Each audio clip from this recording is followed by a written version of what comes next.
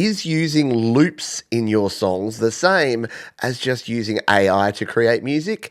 It's a question that I've been asking myself, and in fact, you've been asking me. I had a comment on a recent video about the new Dance Floor Rush sound pack in GarageBand, and it was something like, is using loops the same as AI? You're using someone else's product, you're not creating that music. So is that actually the same as just putting a prompt into AI and getting the AI to do it? Not to mention the fact that we've got tools like automatic AI drummers and bass players and keyboards and session musicians. We've got MIDI sound packs. We've got the ability to use all these tools to create music. So if I say, hey, I don't love it when people put a prompt into Suno or into Udio and say, make me a rock song, yet if I pull together a bunch of loops from people that have played rock guitars and rock drums, is that my creation any more than that AI? What do you think? I'd love to get your feedback and your opinions. So if you're here on the live premiere of this one, drop your thoughts in the chat as we go through. And if you're watching on the replay, I'd love your comments because I'm not sure.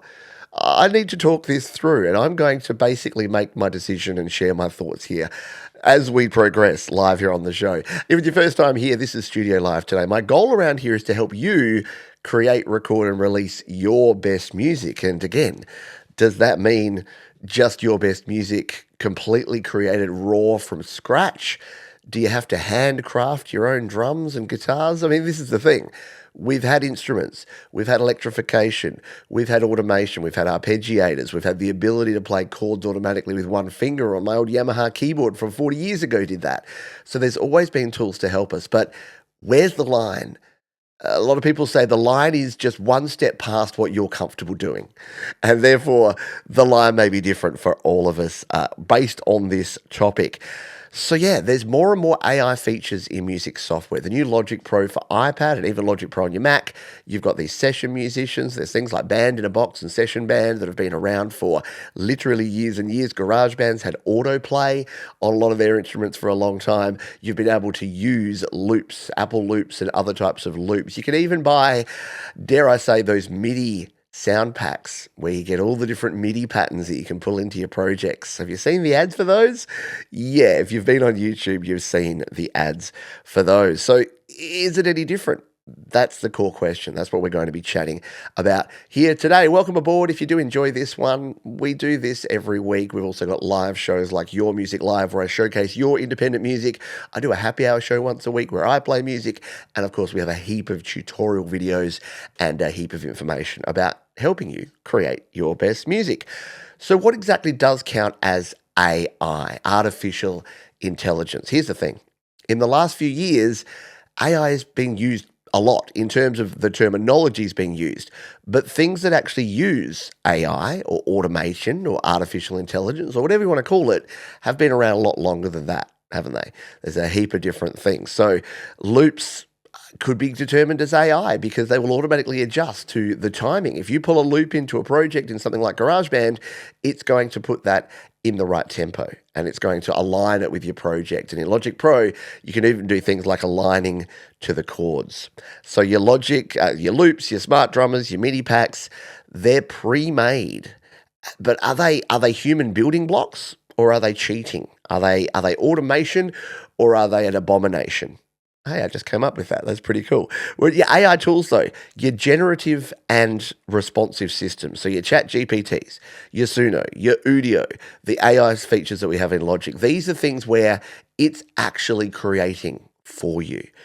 So again, my initial thoughts, and we'll work through this together, my initial thoughts are there's a difference here between getting something that's created as a building block and then putting that together in a song.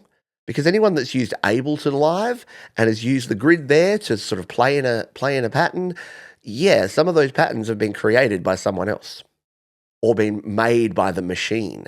But you are using your artistic skills to bring. It's a bit like the DJ. There was a song by a band called Jet here in Australia called Roll Over DJ. And it has a line that I find pretty funny, which is a pill-popping jukebox is all that you are. Because the idea is that a DJ, all they're really doing is just pressing play and then mixing that song into another song, and that's all they do. Yet a skilled DJ, I would say, is as much an artist as a skilled guitar player Because if you can actually do what DJs do, scratching and mixing and combining different sounds, and you are an artist. It's just a different kind of art. It's not exactly the same. And isn't that what we want? Don't we want diversity in our music and diversity in our art form? And don't we want to make it available for everyone? That's probably the other argument, isn't it? AI opens up and levels the playing field for folks who maybe don't have all the tools, all the skills, all the ability. They can actually use some of these tools. But how much is too much when it comes to filling the gap between what you can do and what AI can do? So the shift from these static elements, so just having loops or just having things that were in place and kind of building blocks and moving those around, to this dynamic and adaptive responses that we get these days, which is from your more futuristic AI, artificial intelligence generated tools. So if I look through 100 loops and find one that slaps, or I say to Suno, find me a drum loop that slaps, is it really any different, or is it just more efficient? Interesting stuff. Again, this is always a controversial topic, so you may agree with me, you may disagree with me, and that's what it's all about. Again, I don't think I have a sound and 100% black or white point on this just yet, but we're going to work through it. Let's talk about Apple. I focus on Apple around here, so GarageBand and Logic Pro. And Logic in particular has definitely upped the AI stuff. Prior to the big AI boom, Apple never mentioned the word AI. They didn't call things artificial intelligence. There was automation, there was arpeggiators, there was randomization functions in your drums and your beat sequences. There was the auto drummer. The auto drummer, you could have said, has been AI for the last decade, because it really does. It can do things like follow your bass. So if you play in a bass part, you can say to the AI drummer, play this as this kind of kick drum and this kind of snare drum pattern and follow this bass, and it will do that. It's like having a drummer in your band, except they don't eat as much of your Doritos. Oh, put in the drummer joke, except the drummer's not here to do the rim shot, because it was at the drummer's expense. So, yeah, it's the difference. So the Logic stuff, the session players, again, those adaptive bass and the keyboard and the drummers, the AI arrangement tools that you can utilize in a lot of platforms these days as well, and having that real-time session musician that will actually adapt to your, not only the feel, not only what you're trying to generate, but also the tempo and the chords and the structure of your song. You can throw the chords in there now. You can tell it to vamp. You can say add more fills, add less fills, make it a more sort of melancholy sound. Use block chords, use arpeggiated chords. So you do have control over it. And again, I keep asking myself, is me dialing in all these settings in Logic much different to someone who's a prompt engineer? Which I still kind of balk at that's the title. I'm a prompt engineer. I engineer prompts. I write things so a robot can do things for me. Yeah, I know. Maybe because we're not there where the robot can just... What you should be able to do is just say, here's my YouTube Music or my Spotify or my Apple Music playlist of the last year. Here's what I like. Make some music that is like this. And then it goes away and does it. Do you reckon? I'm just going to have a quick drink here. I'm drinking from the old Studio Live Today mug. We've got brand new mugs. You've got a black Studio Live Today mug that's just been released. If you want to check that out, go to the merch store, studiolivetoday.com/merch. So, loops versus AI. Is it a matter of control? So is it the fact that with loops, you have control? You go in and you preview the loops, and then you drag them in. You're like, yeah, nah, that doesn't work. You try another one, closer. You try another one. That's it. And then you can chop it up, and then you can reverse it, and then you can split it, and then you can move it, and then you be the human and fly things around, versus just being able to press a button and AI. You delegate the decisions to the machine, to an intelligent tool or a robot, as I like to call them. So, yeah, and can there be both? So can you do both? So you select a perfect loop, but then it doesn't quite sound right because it's in the wrong key. And then you press a button and boom, it converts it to the right key. Or you use things like beat matching or flexible pitch or flexible time. All these things can be seen as quote unquote cheating. Whereas, is it really cheating or is it just helping? And what about things like lyrics? Getting AI to determine your lyrics. I've got a concept AI. I would like to write a song about this, but I don't know what the lyrics should be. Can you fill in the blanks for me? I don't know. So let's ask the question then. Let's rip off the band aid. Is it cheating? Is it actually cheating? Is it really? Because here's the thing. A lot of people say to me, I've had questions from people saying, is it cheating to do this? I feel guilty. When I use a loop in my song, I feel guilty because I didn't create that loop. And aren't I just taking someone else's music, someone else's work, and taking credit for it by using it in my work? And I mean, yes, if you want to really sort of dive into it and say, yes, you are, but that's been happening forever. Like very long time. We've had sampling of other people's music, some of the best songs, and you probably don't even realize it. I'm getting to the stage now where I'm listening to a lot of old sort of 50s, 60s, 70s music, and I'm like, hang on, this sounds just like insert name of 80s, 90s, or noughties track because they sampled it, because they used the exact beat, but maybe they sped it up. Or maybe they just used a chunk of it, and then maybe they rapped over the top of it, and then maybe they used that riff that they expanded on. What did I hear the other day? I heard a song that used the Gautier, somebody that I used to know, basically the entire instrumental of that, but then it was some lady singing over the top. Someone will know who's the lady that sings over the somebody that I used to know song. So the stigma around this is pretty big. If you've been on the internet and you've spoken to strangers on the internet and you've seen the feedback and you've seen the people that are dead against this, they will make you feel bad. They will say, yeah, this is cheating. You're bad and you should feel bad. But again, were these the same people that when they invented the electric guitar, they're like, no, I'm sorry, if it's not coming out of a sound hole, it's not right. That only listened to orchestral music, people using instruments that were handcrafted, that were carved out of wood. Yeah, like we've had that. What about pianos? What about keys? Synthesizers. Yes, a synthesizer is just an AI version of a piano, isn't it? Because it's automating some of the things you used to have to do. And hey, even a piano, like what about an organ? You had to hand crank those, or anyone have those organs that had the pedals? Like my grandparents had this organ that had a pedal. Now that's old school. No AI, nothing automated in that, but it had cool pull stops that you could use. Oh, that's an abomination, isn't it? Because you're adjusting the sound. And I know, look, I'm being a little cartoon level crazy just to kind of prove a point that maybe I'm wrong. Maybe I'm wrong that prompt engineered AI music is not relevant because maybe it's the new electric guitar or the new synthesizer or the new insert name of tool here. Not me, not this tool, an actual tool. But yeah, music has always relied on technology, hasn't it? Since the early days, basically, since the days of technology existing, since the Industrial Revolution, we've started doing things industriously. And as soon as we electrified things, and then of course the electronics revolution, things changed big time. Folks weren't just using banging two sticks together and playing with instruments that they could make themselves. That's still cool. Don't get me wrong. I do still love that. And I love the idea. I went to the Sydney Opera House recently. Geez, I'm name dropping at the moment. Ooh. Yeah, so I was in the Sydney Opera House, not performing, just touring it. And I saw the theatre that they have there. And it's not, there's no amplification, which I thought was just amazing and fascinating. But it used completely acoustic space. So instead of the players having to be mic'd up and amplified all the different instruments, they just use the acoustic space. Now that's when an orchestra's playing, but guess what? A rock band comes in, yeah, they bring in a rig. They bring in the electrification. So is the orchestra somehow better than the rock band because they only use natural? Yeah.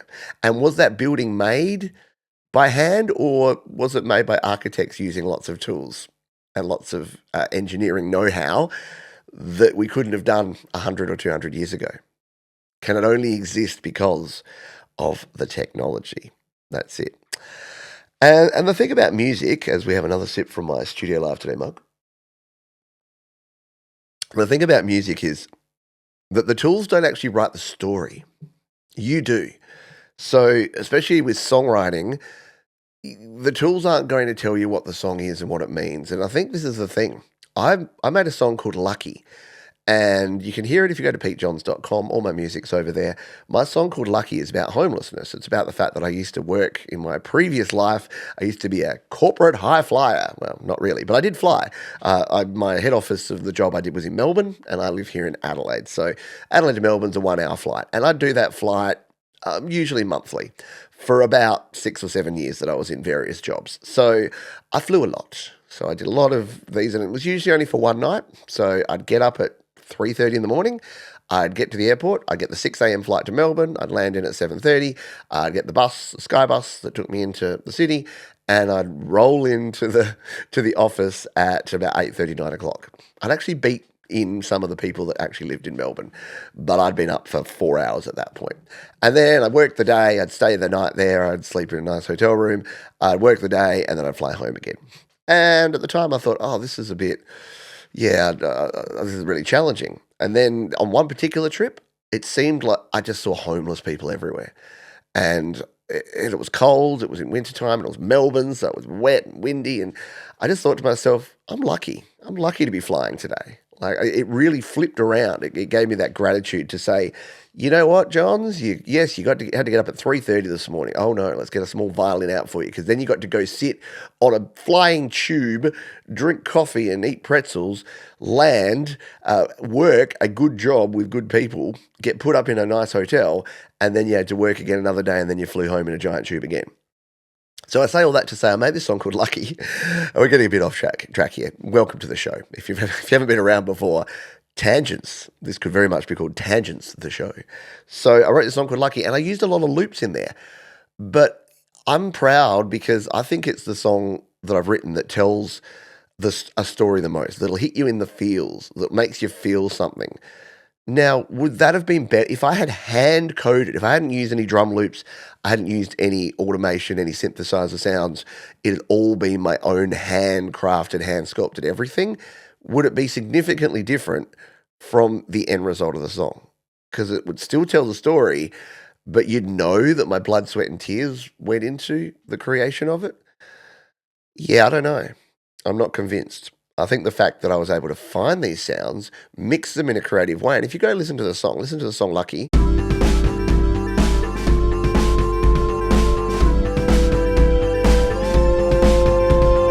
you'll hear that, yeah, it sounds kind of cool. And there's a lot going on there. And some of it was played in. So the bass line I actually played in.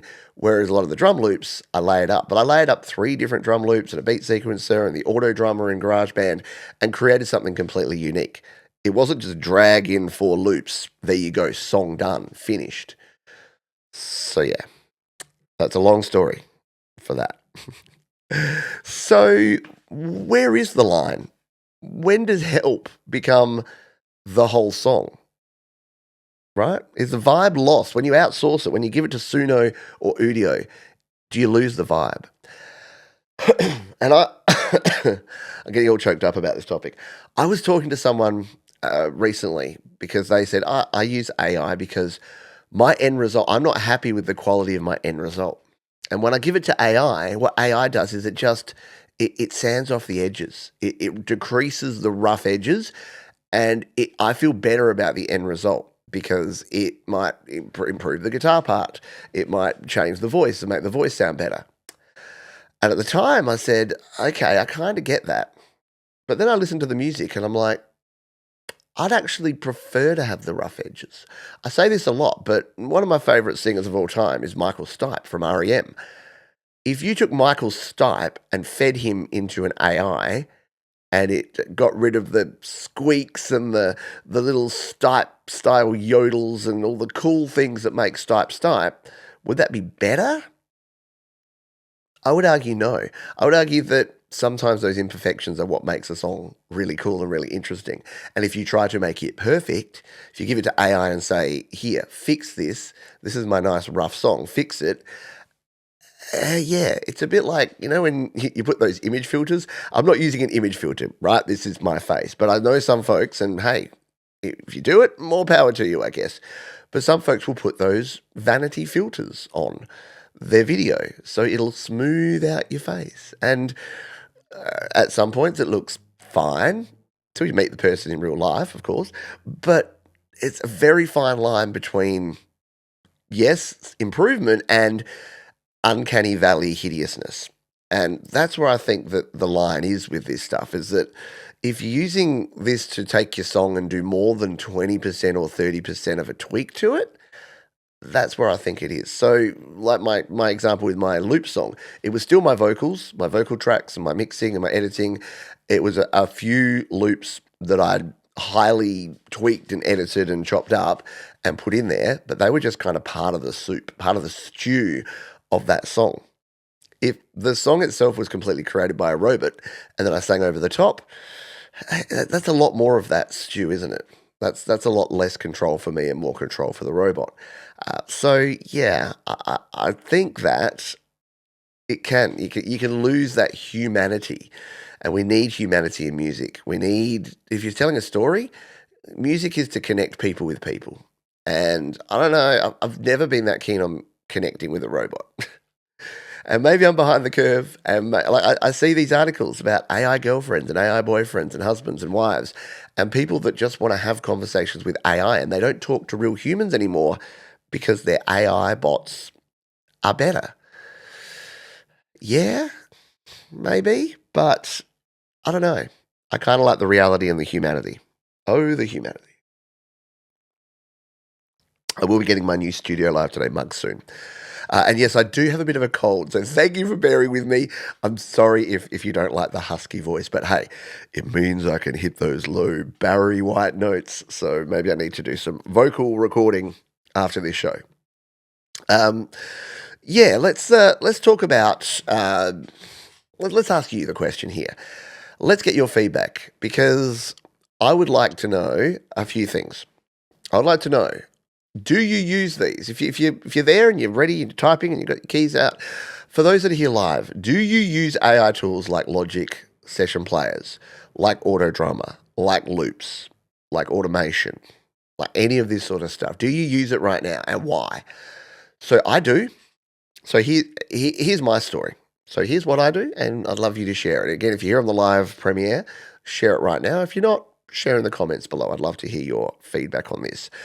Yes, I do. Why do I? Because I am not a great drummer. So having an auto drummer actually really helps out. I spend a lot of time tweaking my auto drummer and instructing my auto drummer what to do. So I'll be like, nope, this is a punk song. This needs a double drum part here, or you need to go to halftime here, or you need to get up on the ride cymbal in this section, or that's too many fills in that section. Let's just simplify things a little bit. So yeah, it's almost like I've got a real drummer, but I just have to instruct them instead of by telling them. I have to click buttons to tell them what to do. And hey, maybe there'll be an auto drummer soon that you do instruct. That'd be kind of fun. Hey, developers out there, has anyone developed this yet? An AI drummer, but you just talk to them instead of sliders and dials and switches and click boxes. You just talk to them. So I do use that. I do occasionally use the bass and the keyboard players in Logic Pro, much less because I can play a bass part, I can play a keys part pretty well. But for people that don't, maybe you don't. And I use some loops. So yes, I do use some drum loops and maybe even occasionally some melodic type loops in my tracks. What I don't use is any sort of voice synthesizer, but I know people who do and people who are very creative with it and use it really well. And I don't use Suno and Udio and the prompt engine ones. I also don't use any of the AI tools where you feed your song in and it cleans it up because I don't know, I like the edges. I like my weirdness. Yeah, it would probably make my voice less nasal and make my breaths less apparent and whatever else it's going to do. But I kind of like those little edgy bits in my songs. So, yes, I use them. So, if you come at me and you say the argument is, yes, you know what, AI is the same as loops, well, then yes, I'm cheating. And I'm a giant hypocrite because I say I don't love the fact that people are using these AI tools for their entire song or just using prompts to generate an entire song. Has GarageBand's Smart Drummer just been AI? Like, have we actually, instead of developing new tools that are AI, have we always had this and only now we've relabeled it and rebranded it? I've always said that in the past, like Apple used words like machine learning and neural engines and automation So I've been using AI for the longest time. Since the first time I did my first pivot table and I was like, wow, I can take all this data that I used to have to analyze manually and I just go click, click, click, or creating macros. How cool are macros? I used to create macros in Excel or shortcuts on your phone. I've got a shortcut on my phone that I point it, I get a video file and it turns it into an audio file. That's automation. But is that AI? Is that the same? And does it matter? So yeah, do we have a labeling problem here? Is it just is it a bit pedantic? Are we just sort of arguing over terminology as opposed to actually just getting on and making music? I don't know. Let me know your thoughts. And here's an interesting one. Would you ever release a song you didn't write or perform a single note of? Because people are. Oh, yeah, you better believe people are. Have you been on slaps.com lately? Have you been on Spotify or YouTube Music or Apple Music lately? It's happening, folks. We are in the middle of it right now. People are indeed just putting prompts in. And yeah, look, maybe there is some sort of art form in putting the prompt in and it's a really bad song or the lyrics are really bad. So you tweak a few lines and then it's really good. But if you didn't play a note, sing a note, didn't touch the arrangement, if it was all just you typing text in, is that really you? I don't know. Because here's the thing. You're probably pointing at me and yelling into your tablet or phone or computer screen right now saying, Johns, you bloody hypocrite. I see the thumbnail of this video. You didn't design that. And you know what? You're right. I didn't. I gave it to AI because I thought it was too relevant, because I wanted to try and see what would happen. And you know what happened? The end result that you see took a while because I asked it to do something. I said, based on Studio Live today, this is ChatGPT, by the way, based on Studio Live today thumbnails, please make a thumbnail about this topic. And it's like, oh, great idea, Pete. It's always very complimentary. Great idea, Pete. This will be an amazing topic. Can't wait for you to talk about it. And then it created something. And I'm like, actually, that's pretty good. It was 80% there. And then to get the 20% to where it is now, and look, it's probably 95%. I didn't tweak it any more than that. But just trying to get like the little lines there and the instrument icons right, and for it to look like it made sense, and to remove a little, oh, there's still some uncanny valley stuff in there, I get it. But to remove some of the uncanny valley stuff is what I really wanted to do. And I think I got there pretty well. But the thing is, if at the 80%, I threw it into Canva and made those tweaks, would have taken me less time.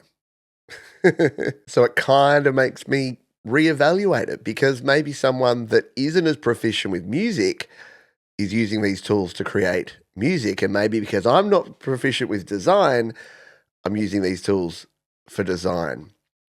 I like to think the difference is that my design work, I would just be doing it myself anyway. So there's no, I would be hiring a creator or a designer versus using AI. I guess you could argue that if I'm paying for the AI service, I could be paying for someone to actually create the art for me, but it's secondary to what I'm actually doing.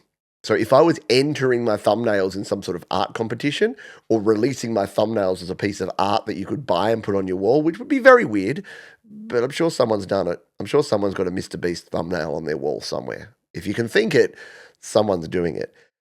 But for music, is it okay that someone that's not actually that good at music can be as good or better at music than someone who's trying, who's legitimately putting in the blood, sweat, and tears to learn how to do it because they're just really good at prompting an engine?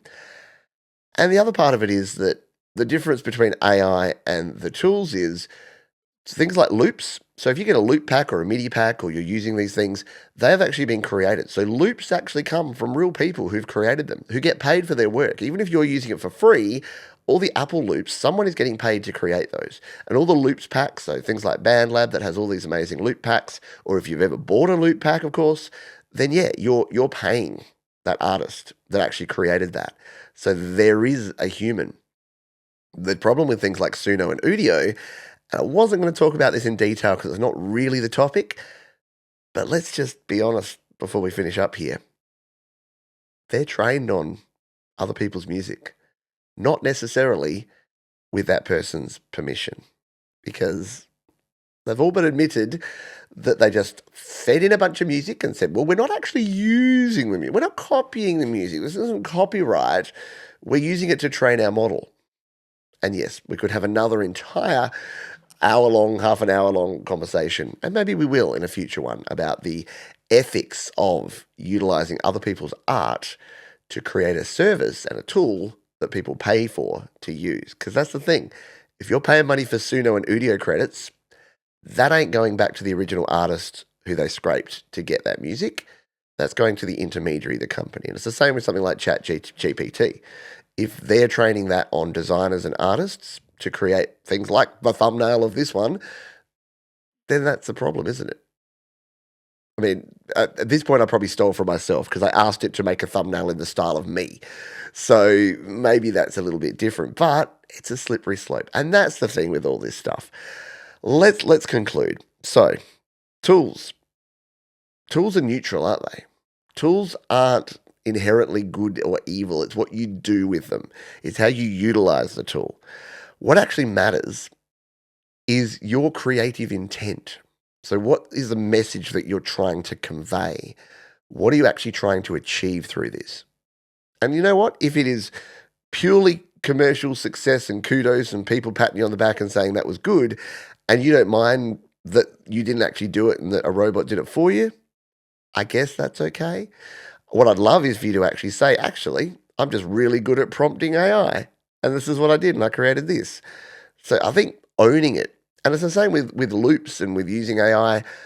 I've never professed to not use it. In fact, I create all my songs here on the channel. You would have seen we do something called Songtember every year.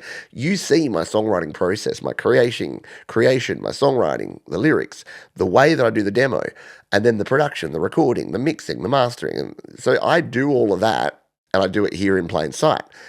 So I think it's more about the problem I have is not so much with what people are doing. It's that they want to hide behind it and say that they did it when they didn't. So for me, it's more about the whole liar, liar, pants on fire, where you did use AI and you're trying to pass it off as something that didn't, because newsflash, we can still tell. Maybe one day it'll get so good that we can't tell, but 99% of the time, those of us that listen to a lot of music, we can tell. And the one weird trick, no, the one giveaway is the vocals. So you could probably get away with it with an instrumental. But my goodness, the vocals that have that ghostly 128 kilobit MP3 compression sound on every single vocal. You know the one that's got that, just that kind of raspiness. That's just not natural. And yes, you can add that through processing, but every single Suno and Udio AI song that has a vocalist that's not a real person has this same effect on it, and it just doesn't sound good. All right, that's a bit of an aside. So yeah, what is your creative intent? So use tools, use them to enhance your ideas, but to not replace them. And loops, they aren't AI, but maybe, just maybe, AI is starting to feel a little bit like loops, because it's getting the same treatment, isn't it? We're having the same discussions now about AI that we used to have about using loops in your songs.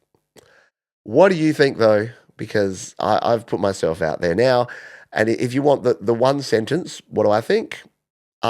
Is using loops the same as using AI? No, I don't think so. Mostly because you are controlling the loops. They're more of a tool, and AI can be a tool, but depending on your definition of AI, AI can also be a replacement of you and your tools and your creative intent. And anytime you're giving away your creativity and your control of the end product, then I think that is using AI as opposed to loops, which aren't that. But maybe I'm wrong. And maybe I'll change my tune. That's the good thing about life. We have choices, we can have opinions, and very few things in life are black or white. There's a big, murky, grey area there in the middle. Thank you so much for being here, for listening to me rant on this one. Thank you to the user who I should be crediting here, but I completely forget who you are. So you know who you are. Leave a comment. I'll pin your comment. If you comment on this video, say, it was me. I made Pete rant about this for half an hour, and we'll see how many people like that versus maybe not. Hopefully this was at least some interesting thing, thought-provoking, got the cogs turning, and maybe it had some aha moments. And maybe you would like to change the way you approach what you do based on this. Or maybe you just feel a little bit less guilty because you went onto some forum and someone told you, if you use a single loop or a single piece of technology, it's not a real song. It is a real song, and if you're sharing it with real people and getting real feelings, you're doing a good thing. As we say at the end of each and every show around here, folks, be kind to yourselves, be kind to others, keep creating plenty more videos right here on Studio Live today. Don't forget to subscribe, hit the like button, do all those wonderful YouTube things, and until next time, bye for now.